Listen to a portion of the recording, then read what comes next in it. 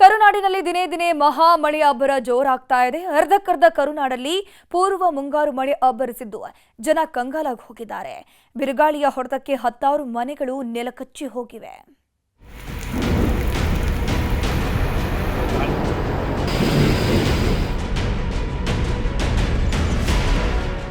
ಮುಂಗಾರು ಪೂರ್ವ ಮಳೆಯ ಅಬ್ಬರ ಹೇಗಿರುತ್ತೆ ಅನ್ನೋದನ್ನ ವರುಣದೇವ ತೋರಿಸಿಕೊಡ್ತಿದ್ದಾನೆ. ಬಿಟ್ಟು ಬಿಡದೆ ಸುರಿತಾ ಇರೋ ಮಳೆಗೆ ಅರ್ಧಕ್ಕರ್ಧ ಕರುನಾಡು ತೊಯ್ದು ತೊಪ್ಪೆಯಾಗ್ತಿದೆ.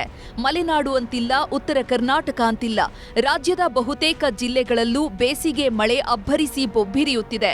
ಅದರಲ್ಲೂ ಮಳೆ ಜೊತೆ ಅಬ್ಬರಿಸ್ತಾ ಇರೋ ಬಿರುಗಾಳಿ ಹತ್ತಾರು ಜನರ ಬದುಕನ್ನೇ ಛಿದ್ರ ಮಾಡ್ತಿದೆ. ಬೆಳೆಗಳೆಲ್ಲ ನೆಲ ಕಚ್ಚಿ ಹೋಗ್ತಿದ್ದು ಮನೆಗಳು ಕೂಡ ಧರಾಶಾಯಿಯಾಗ್ತಿವೆ.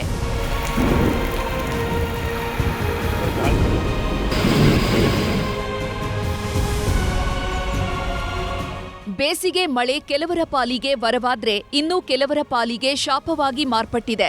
ಸಾಲಸೂಲ ಮಾಡಿ ಲಕ್ಷಾಂತರ ರೂಪಾಯಿ ಖರ್ಚು ಮಾಡಿ ಬೆಳೆ ಬೆಳೆದವರು ಕಣ್ಣೀರಿಡ್ತಿದ್ದಾರೆ. ಏಕಾಏಕಿ ಸುರಿದ ಮಳೆಗೆ ದಾವಣಗೆರೆ ಜಿಲ್ಲೆಯಾದ್ಯಂತ ಅಲ್ಲೋಲ ಕಲ್ಲೋಲವೇ ಸೃಷ್ಟಿಯಾಗಿದೆ. ಆಲಿಕಲ್ಲು ಮಳೆಗೆ ಹರಿಹರ, ತ್ಯಾವಣಗಿ, ಚನ್ನಗಿರಿ ಭಾಗದಲ್ಲಿ ಫಸಲಿಗೆ ಬಂದಿದ್ದ 1,000 ಎಕರೆಗೂ ಅಧಿಕ ಭತ್ತದ ಬೆಳೆ ಮಣ್ಣು ಪಾಲಾಗಿದೆ. ಭತ್ತದ ಕಾಳುಗಳು ನೆಲ ಕಚ್ಚಿ ಹೋಗಿದ್ದು ಅನ್ನದಾತರು ಪರಿಹಾರಕ್ಕಾಗಿ ಸರ್ಕಾರದತ್ತ ಕೈಚಾಚಿದ್ದಾರೆ. ಈಗ ಭಾಳ ಆಗಿಲ್ರಿ, ಈಗ ಒಂದು 8 ದಿನ ಆಯ್ತು ಚಲವಾಗಿ. ಅಂದ್ರೆ ನಿನ್ನೆ ರಾತ್ರಿ ಭಾಳ ಜೋರು ಹೊಡಿತು. ನಿನ್ನೆ ರಾತ್ರಿ ಜೋರು ಹೊಡೋದ್ರಿಂದ ಓಟು ಬಿದ್ದುಬಿಟ್ಟತ್ತಲ್ಲ. ಭತ್ತ ಕಟಾವು ಮಾಡ್ಬೇಕಂತ ನಾಳೆ ನಡೆದ್ರೆ ನಾವು ಹಂಗಾಗಿ ಹಿಂಗಾತಲ್ಲ. ಇನ್ನೇ ಕಟಾವು ಮಾಡಕ್ಕೆ ಮತ್ತೆ ಬರಲ್ಸದು. ಕೈ ಬಂತು ಬೈ ಬರಲಿಲ್ಲ, ಹಂಗಾತ್ಸದು. ಯಾರು ಬಂದಲ್ರಿ, ಯಾವ MLA ಬಂದಲ್ಲ, ಯಾವ MP ಬಂದಲ್ಲ, ಯಾರು ಬಂದಲ್ರಿ. ಎಷ್ಟು ಲಾಸ್ ಆಗೈತೆ ಸರ್? ಯಾವ್ದು ಭಾಳ ಲಾಸ್ ಆಗೈತೆ ಬಿಡ್ರಿ. ಒಂದು 38, 39, 40 ಸಾವಿರದ ಹತ್ರ ಬಂದತ್ರಿ. ಇನ್ನು ಕೊಪ್ಪಳ ಜಿಲ್ಲೆಯಲ್ಲೂ ಧಾರಾಕಾರ ಮಳೆಯಾಗ್ತಿದೆ. ಬಿಟ್ಟು ಬಿಡದೆ ಸುರಿದ ಮುದ್ದಬಳ್ಳಿ ಗ್ರಾಮದಲ್ಲಿ ಅನಾಹುತಗಳ ಸರಮಾಲೆಯೇ ಸೃಷ್ಟಿಯಾಗಿದೆ. ನಾಗಪ್ಪ ಚುಕ್ಕನಕಲ್ಲು ಎಂಬ ರೈತರಿಗೆ ಸೇರಿದ ವೀಳ್ಯದೆಲೆ ಬೆಳೆ ಸಂಪೂರ್ಣ ನೆಲ ಕಚ್ಚಿದೆ. ಸಾಲಸೂಲ ಮಾಡಿ ಬೆಳೆ ಬೆಳೆದಿದ್ದ ರೈತ ಒಳ್ಳೆ ಲಾಭದ ನಿರೀಕ್ಷೆಯಲ್ಲಿದ್ರು. ಆದರೆ ಮಳೆಯ ಹೊಡೆತಕ್ಕೆ ಕೈಗೆ ಬಂದ ತುತ್ತು ಬಾಯಿಗೆ ಬರದಂತಾಗಿದೆ.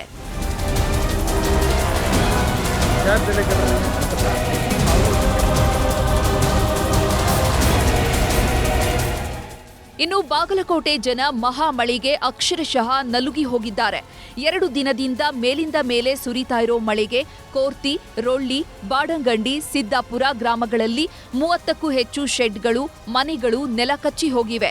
ಶೆಡ್ಗಳೆಲ್ಲ ದಿಕ್ಕಾಪಾಲಾಗಿ ಹೋಗಿದ್ದು ಜನ ಕಂಗಾಲಾಗಿದ್ದಾರೆ.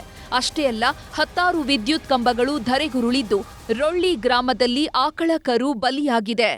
16 ದನದ ಶೆಡ್ಗಳಾಗಿರ್ಬೋದು ಅಥವಾ 38 ಭತ್ತದ ಶೆಡ್ಗಳು, 3 ಮನೆಗಳು, ಆಮೇಲೆ ಒಂದು ಸುನುಗ ಏರಿಯಾದಲ್ಲಿ ಕೂಡ 1 ಎಕರೆ ಬಾಳೆ ಬೆಳೆ ಹಾನಿಯಾಗಿದ್ದು, ಮತ್ತು ಜೊತೆಗೆ ವಿದ್ಯುತ್ ಕಂಬಗಳು ಅತೀವವಾಗಿ ಹಾನಿಯಾಗಿದ್ದು, ಒಂದು ಅಂದಾಜು ನಮ್ಮ ತಾಲೂಕಿನಲ್ಲಿ 350ರಿಂದ 400 ಕಂಬಗಳು ಬೇರೆ ಬೇರೆ ಗ್ರಾಮಗಳಲ್ಲಿ ಬಿದ್ದಿವೆ.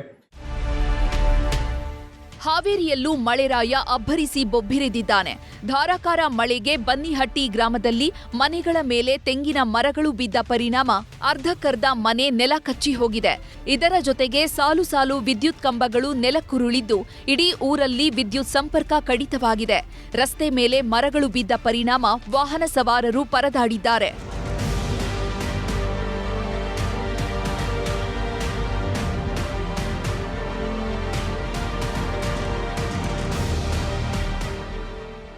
ಈ ದೃಶ್ಯ ನೋಡ್ತಿದ್ರೆ ಕಣ್ಣಾಲಿಗಳು ತುಂಬಿ ಬರುತ್ತೆ. ತಿಂಗಳಾನುಗಟ್ಟಲೆ ಹಗಲು ರಾತ್ರಿ ಎನ್ನದೆ ರೇಷ್ಮೆ ಹುಳುಗಳನ್ನ ಸಾಕಿದವರು ಈಗ ಕಣ್ಣೀರಿಡ್ತಿದ್ದಾರೆ. ಯಾಕಂದ್ರೆ ಒಂದೇ ಸಮನೆ ಬಂದ ಮಳೆ ಅನ್ನದಾತನ ಶ್ರಮವನ್ನೆಲ್ಲ ಸರ್ವನಾಶ ಮಾಡಿದೆ. ಕಳ್ಳಿಹಾಳ ಗ್ರಾಮದಲ್ಲಿ ಬಿರುಗಾಳಿ ಸಹಿತ ಸುರಿದ ಮಳೆಗೆ ರೇಷ್ಮೆ ಬೆಳೆ ಮಣ್ಣು ಪಾಲಾಗಿದೆ. ರೇಷ್ಮೆ ಗೂಡಿನ ಗೋಡೌನ್ ಮೇಲ್ಛಾವಣಿ ಹಾರಿ ಹೋಗಿದ್ದು 2.5 ಕ್ವಿಂಟಾಲ್ ರೇಷ್ಮೆ ಗೂಡು ಹಾಳಾಗಿದೆ.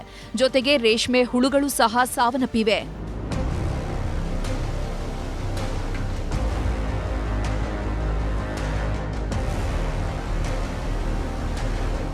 ಹಾವೇರಿಯ ಶಿಡ್ಲಪುರ ಗ್ರಾಮದಲ್ಲೂ ಮಳೆರಾಯ ಅಬ್ಬರಿಸಿ ಬೊಬ್ಬಿರಿದಿದ್ದಾನೆ. ಭಾರೀ ಮಳೆಗೆ ಸಾಕಷ್ಟು ಅವಾಂತರಗಳು ಸೃಷ್ಟಿಯಾಗಿದ್ದು ಬಿರುಗಾಳಿಯ ಹೊಡೆತಕ್ಕೆ ಸರ್ಕಾರಿ ಶಾಲೆಯ ಮೇಲ್ಛಾವಣಿ ದಿಕ್ಕಾಪಾಲಾಗಿದೆ.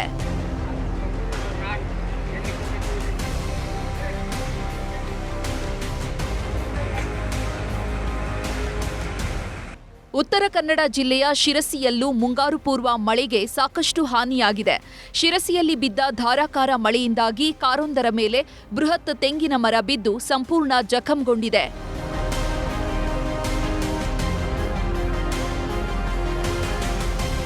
ವಿಜಯನಗರ ಜಿಲ್ಲೆಯಲ್ಲೂ ಮಳೆ ಅಬ್ಬರಿಸಿದೆ. ಹರಪನಹಳ್ಳಿ ತಾಲೂಕಿನ ಶೃಂಗಾರತೋಟ ಗ್ರಾಮದಲ್ಲಿ ಗಾಳಿ ಮಳೆಗೆ 25ಕ್ಕೂ ಹೆಚ್ಚು ಮನೆಗಳಿಗೆ ಹಾನಿಯಾಗಿದೆ. ಹಲವು ಮರಗಳು, ವಿದ್ಯುತ್ ಕಂಬಗಳು ಧರೆಗುರುಳಿದ್ದು ಮನೆಗಳ ತಗಡಿನ ಶೀಟ್ ಹಾರಿ ಹೋಗಿದೆ. ಮನೆಗಳ ಮೇಲೆ ಮರದ ರೆಂಬೆ ಕೊಂಬೆಗಳು ಬಿದ್ದಿದ್ದರಿಂದ ಜನರ ಬದುಕು ಬೀದಿಗೆ ಬಿದ್ದಿದೆ. ಹುಬ್ಬಳ್ಳಿಯಲ್ಲೂ ಗುಡುಗು ಸಿಡಿಲು ಸಹಿತ ಭಾರೀ ಮಳೆಯಾಗಿದೆ. ಅರ್ಧ ಗಂಟೆಗೂ ಹೆಚ್ಚು ಕಾಲ ಸುರಿದ ಮಳೆಗೆ ಜನ ಹೈರಾಣಾಗಿದ್ದಾರೆ. ಬಿಸಿಲಿನಿಂದ ಕಾದು ಕೆಂಡವಾಗಿದ್ದ ಭೂಮಿಗೆ ಮಳೆರಾಯ ತಂಪೆರೆದಿದ್ದು ರೈತರ ಮುಖದಲ್ಲಿ ಮಂದಹಾಸ ಮೂಡಿದೆ. ಮೈಸೂರು ಜಿಲ್ಲೆಯ ಎಚ್ಡಿ ಕೋಟೆ ಸುತ್ತಮುತ್ತ ಭಾರೀ ಮಳೆಯಾಗಿದೆ. ಸರಗೂರಿನಲ್ಲಿ 1 ಗಂಟೆಗೂ ಹೆಚ್ಚು ಕಾಲ ಮಳೆ ಸುರಿದಿದ್ದು ಮನೆಯ ಮೇಲ್ಛಾವಣಿಗಳು ಹಾರಿ ಹೋಗಿದೆ. ಅಲ್ಲದೆ 10 ವಿದ್ಯುತ್ ಕಂಬಗಳು ಧರೆಗುರುಳಿವೆ. ಒಟ್ನಲ್ಲಿ ಕರುನಾಡಲ್ಲಿ ಪೂರ್ವ ಮುಂಗಾರು ಮಳೆ ಆರ್ಭಟಿಸ್ತಾ ಇದ್ದು ಜನಜೀವನ ಅಸ್ತವ್ಯಸ್ತವಾಗಿರೋದಂತೂ ಸುಳ್ಳಲ್ಲ. Bureau report, news 18.